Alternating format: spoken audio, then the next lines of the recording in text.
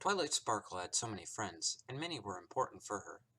She had a caring family, and she even was a princess. Family, friends, and a comfortable home.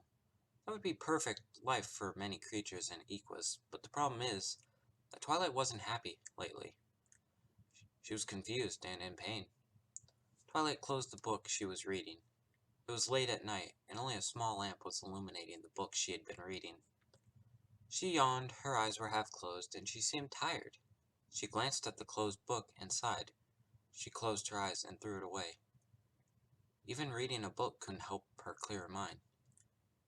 Twilight, why aren't you sleeping yet? Twilight turned over to look at where the voice was coming from. It was Spike. He was rubbing his eyes and trying to keep them open. I'm the only one who should ask that. You should be sleeping right now. Spike only yawned. I was, but then I was thirsty. I wanted a glass of water, but it's kind of hard to find your way in the castle during the night. He responded before looking around. What are you doing? Or 3 a.m.? Spike asked, walking towards her. Then, without paying attention, he kicked in something. He looked around, opening his eyes, and noticed several books on the ground. Some weren't even properly closed. I'll go to bed soon, Spike. Don't worry. Twilight, are you alright? Did Princess Celestia ask you to help her for something?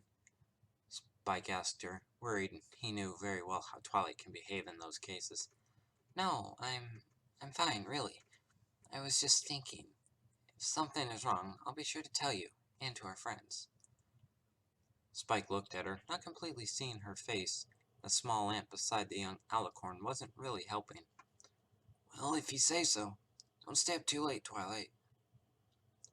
Spike turned around and continued to search for his water. Twilight only sighed again. There was a reason as to why she was so down, and she kept thinking about it for weeks now.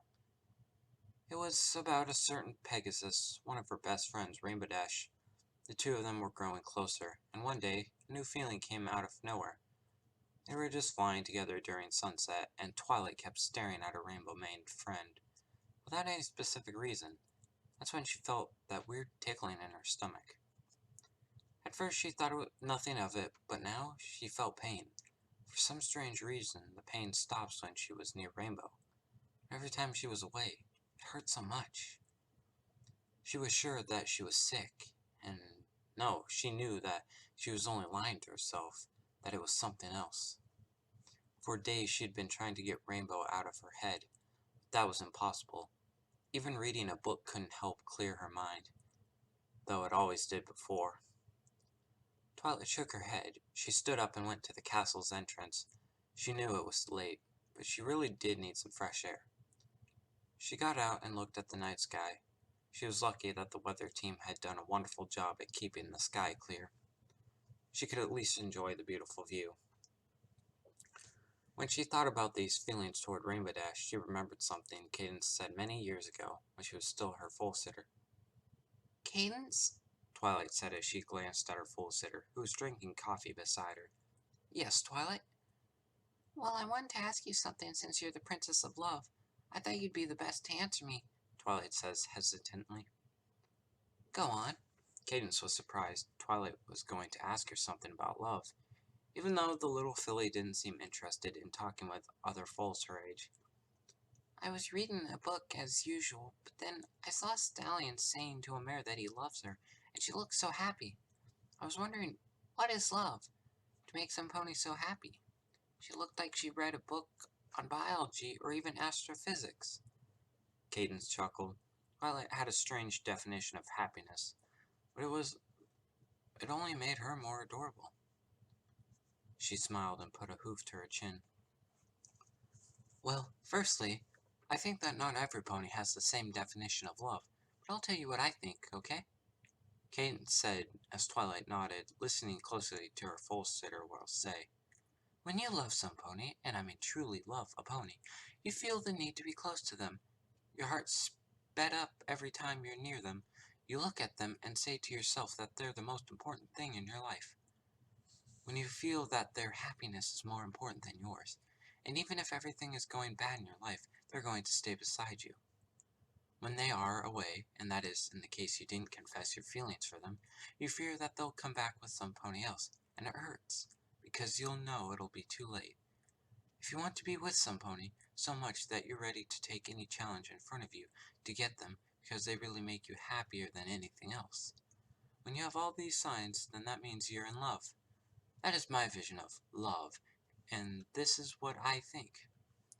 Cadence finished, as she looked at the filly, who had now widened eyes. Wow, by hearing you talk about it, it looks like love is fabulous, Twilight said, smiling, but looked down afterwards. But what if some pony gets rejected after confessing his love? Cadence didn't respond right away as she thought about this. She never got rejected before, so she didn't know how it feels, but she'll try to answer anyways.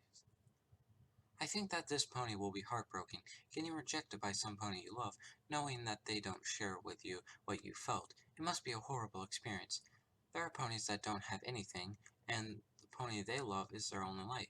Losing it must be so painful, Cadence said, looking down. She was the Princess of Love, but even she couldn't do something for these poor souls, because she couldn't always reach them.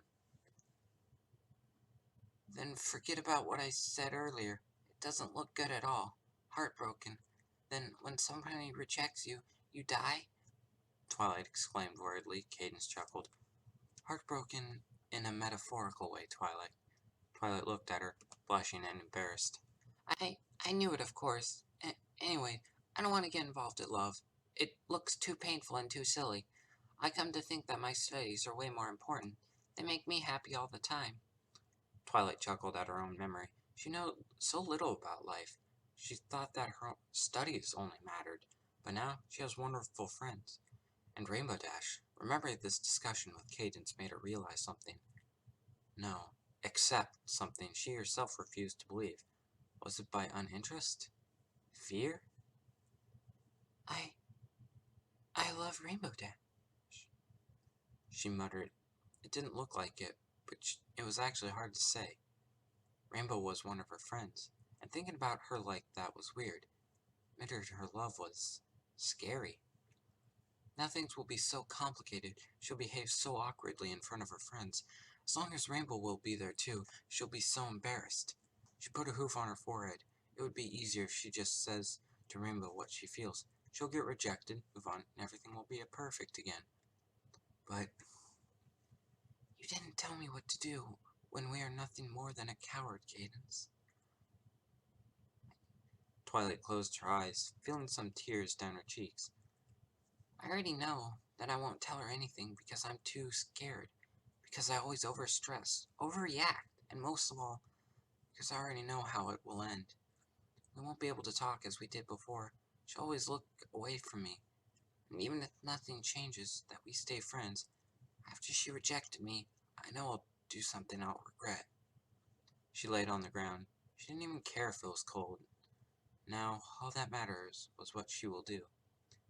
If only I was as brave as them, Twilight curiously smiled, although there was no happiness in the smile of hers.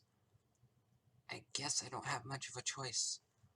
I'll just hide these feelings and stay with Rainbow as a friend, waiting for my love to disappear. One day you're going to wake up and realize that you should have tried. Unknown. That was This Is Love, written by King Ice, read by your host with the most, pause for dramatic effect, flash photo.